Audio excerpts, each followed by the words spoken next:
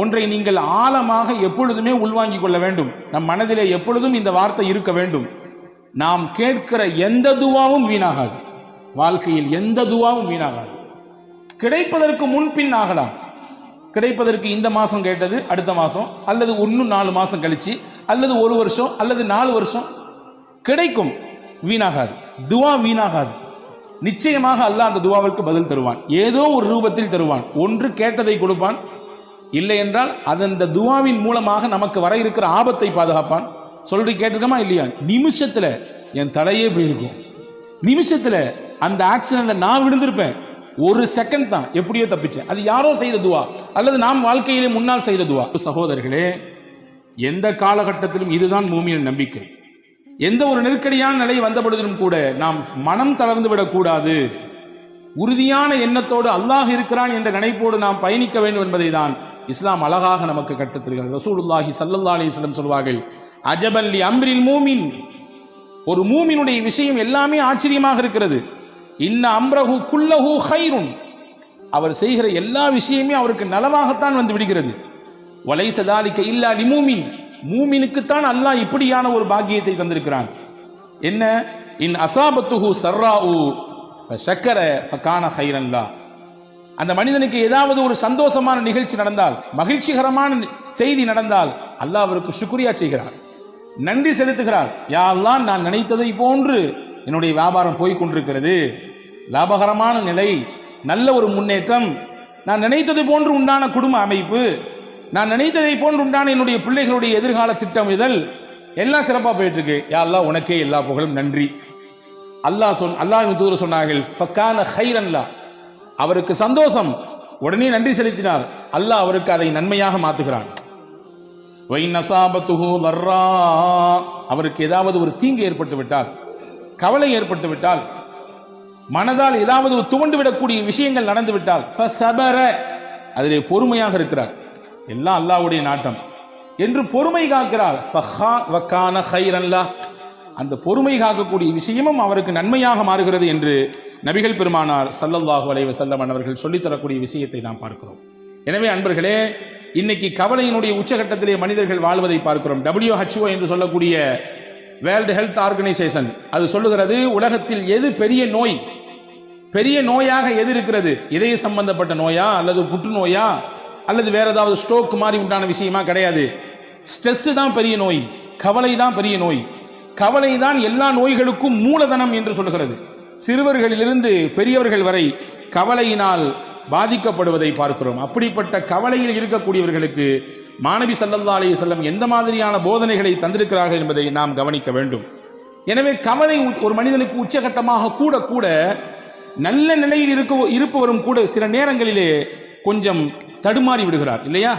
பெரும் பெரும் பிரபலங்கள், பெரிய பெரிய துறை சார்ந்த வல்லுநர்கள், பெரிய பட்டதாரிகள், அவர்கள் கூட கடைசியிலே தனக்கு ஏற்படக்கூடிய இறுக்கத்தினாலே தன் வாழ்க்கையே முடிக்கக்கூடிய எல்லைக்கு போய் நிற்கிறார்கள். ஆனால் மார்க்கம் அதற்கு ஒருபொழுதும் அனுபவிக்கவே இல்லை. அல்லாஹ் அல் குர்ஆனிலே அழகாக சொன்னான். இந்த வசனங்கள் எல்லாம் நம்முடைய உள்ளத்திலே எழுதி வைக்கப்பட வேண்டிய வசனங்கள். وَلَنَبْلُوَنَّكُمْ بِشَيْءٍ مِنَ الْخَوْفِ وَالْجُوعِ وَنَقْصٍ مِنَ الْأَمْوَالِ وَالْأَنْفُسِ وَالثَّمَرَاتِ, உங்களை நாம் சோதிப்போம். எப்படி எல்லாம் சோதிப்போம்? மினல் ஹவுஃப், பயத்தை தருவோம். வல்ஜூ, பசியை கொடுப்போம். வனக்ஸின் மினல் அம்வால், உங்களுடைய பொருளாதாரத்தில் இழப்பை ஏற்படுத்துவோம். வல் அன்ஃபுஸ், உங்களோடே சுத்தி சுத்தி வந்தவர்கள், உங்கள் உறவுக்காரர்கள், உங்களுடைய நண்பர்கள், உங்களுக்கு அறிமுகமானவர்கள், சொல்லப்போனா உங்களுடைய ரைட் ஹேண்ட் சொல்ற அளவுக்கு, உங்களுடைய வலதுகை என்று சொல்லும் அளவிற்கு இருப்பவர்கள் பொசுக்குன்னு இறந்துடுவாங்க, திடீர்னு இறந்து போயிடுவாங்க. இதுவெல்லாம் சோதனையின் ரூபங்கள். சொல்லிட்டு அல்லாஹ் சொல்றான், ஃபபஷ்ஷிரி ஸாபிரீன், யார் இதிலெல்லாம் அல்லாஹ் நம்மோடு இருக்கிறான் என்று பொறுமையோடு இருக்கிறார்களோ அவர்களுக்கு சுபசோபனம் சொல்லுங்கள் நபியே என்று அல்லாஹ் அல் குர்ஆனிலே நபிகள் பெருமானா ஸல்லல்லாஹு அலைஹி வஸல்லம் மூலமாக நமக்கு சொல்லித் தருகிறான். அன்பு சகோதரர்களே, இதுதான் நமக்கான ஒரு உற்சாக பானம். அதில் சையதத்துனா உம்மு சுலைம் ரலியல்லாஹு தஆலா அன்ஹா, சையதுனா அபூ தல்ஹா ரலியல்லாஹு தஆலா அன்ஹு, 2 சஹாபா, ஒரு சஹாபி ஒரு சஹாபிய பெண்மணி. அபூ தல்ஹா கணவர், உம்மு சுலைம் மனைவி, பேர் பெற்ற பெண்மணி. இவரும் சாதாரணப்பட்ட சஹாபி அல்ல, வரலாற்று சிறப்புக்க புகழ்பெற்ற சஹாபி இவர். 2 பேருமே நல்ல ஒரு முன்மாதிரியான தம்பதிகள். இவர்களுக்கு அல்லாஹ் ஒரு குழந்தையை கொடுத்தான். குழந்தை பிறந்து வளர்ந்து கொண்டிருக்கிறது. அபூ தல்ஹா வெளிநாடுகளுக்கு வியாபாரம் செல்லக்கூடியவர். அப்படி ஒரு நாள் வியாபாரத்துக்கு வெளிநாட்டுக்கு போனார். போயிருக்கக்கூடிய அந்த கேப்பில் பிறந்த குழந்தை வளர்ந்துட்டு இருக்கக்கூடிய காலகட்டத்தில் திடீர்னு அந்த பிள்ளைக்கு ஏதோ ஒன்று செஞ்சுது. அந்த குழந்தை இறந்து போச்சு. வியாபாரம்லாம் முடிச்சுட்டு திரும்பி ஊருக்கு வர்றாரு. ஊருக்கு வந்த உடனே தன்னுடைய மனைவி இடத்திலே வர்றாரு. கணவன் நீண்ட நாள் கழித்து வந்திருக்கிறார், வியாபாரம் முடித்து வந்திருக்கிறார். எடுத்த உடனே அவர்கிட்ட சோக செய்தியை சொல்லி அவருடைய அந்த மைண்டை அப்செட் பண்ண வேண்டாம் என்று நினைத்த உம்மு சுலைம் ரலியல்லாஹு தஆலா அன்ஹா கணவனுக்கு சிறப்பான முறையிலே உணவு ஏற்பாடு செய்து விருந்தோம்பல் செய்தார். செய்து முடித்துவிட்டு அன்றைய பொழுது தன்னை முழுவதுமாக சிறப்பாக அலங்கரித்து கொண்டு அன்றைய தினம் தன்னுடைய கணவனோடு இல்லறத்திலே இணைந்தார். இணைந்ததற்கு பிறகு ஒரு அழகான ஒரு கேள்வியை எடுத்து வைக்கிறார் மனைவி உம்மு சுலைம் ரலியல்லாஹு தஆலா அன்ஹா. உங்கள்கிட்ட யாராவது ஒருத்தர் அமானீதத்தை கொண்டு வந்து கொடுத்து கொஞ்ச நாளைக்கு பின்னாடி என் பொருளை தாங்க திருப்பி அப்படின்னு கேட்டா நீங்களே வச்சுக்குவீங்களா? கேட்டவர் கேட்ட ஒன்று எடுத்து கொடுத்துருவீங்களா?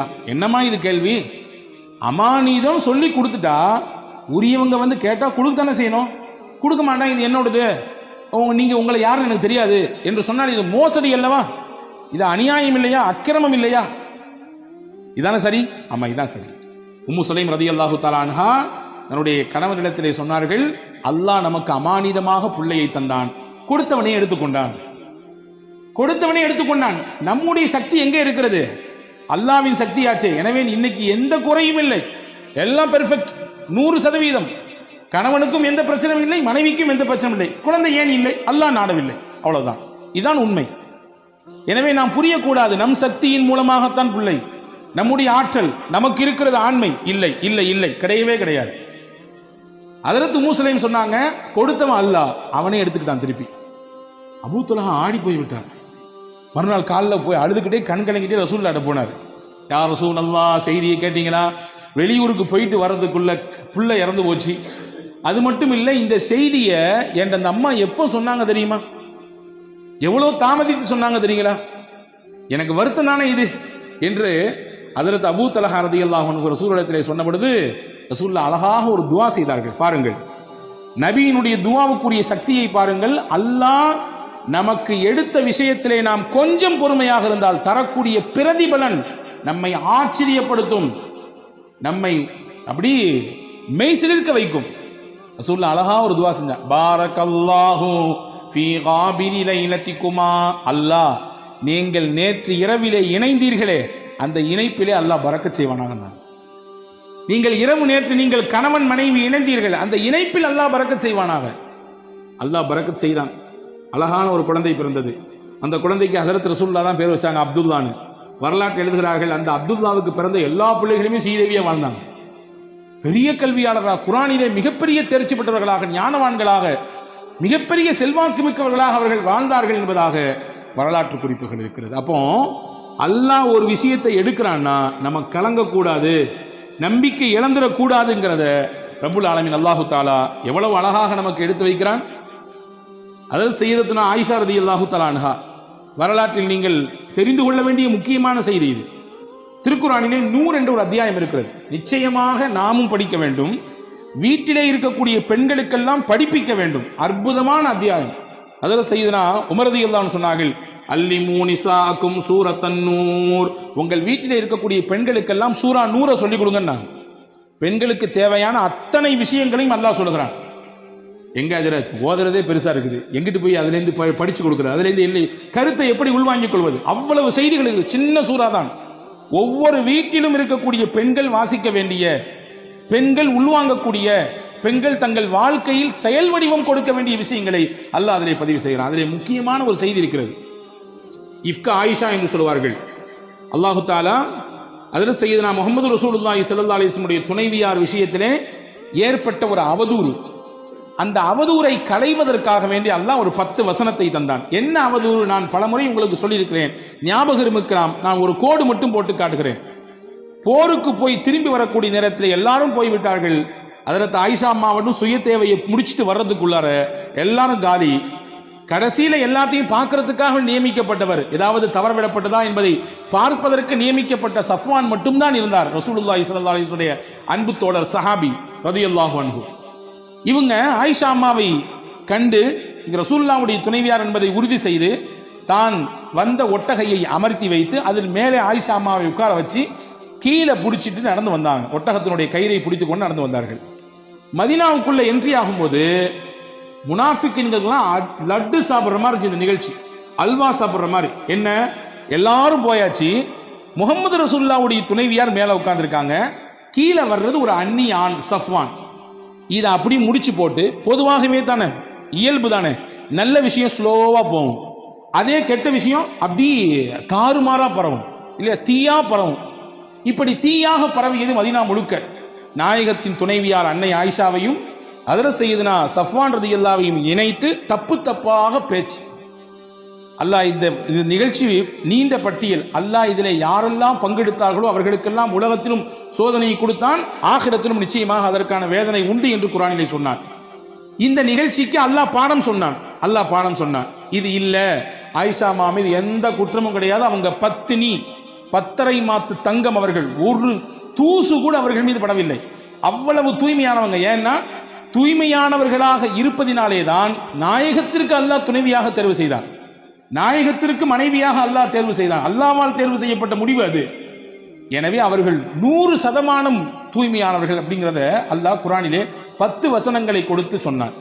இதுல என்ன செய்தினா, இந்த வசனங்களை துவங்கும் போது அல்லாஹ் துவங்குறான் பாருங்க. இன்னல்லதீன ஜாஊ பில் இஃப்கி உஸ்பத்தும் மின்கும் லா தஹ்ஸபூஹு ஷர்ரல் லக்கும் பல் ஹுவ கைருல் லக்கும். நபியே, அவதூறாக உங்கள் துணைவியாரின் மீது இட்டுக்கட்டி தேவையில்லாத பழிகளை சுமத்தி கொண்டு சில மக்கள் இந்த தெருவிலே ஊரிலே நடமாடி கொண்டிருக்கிறார்கள்.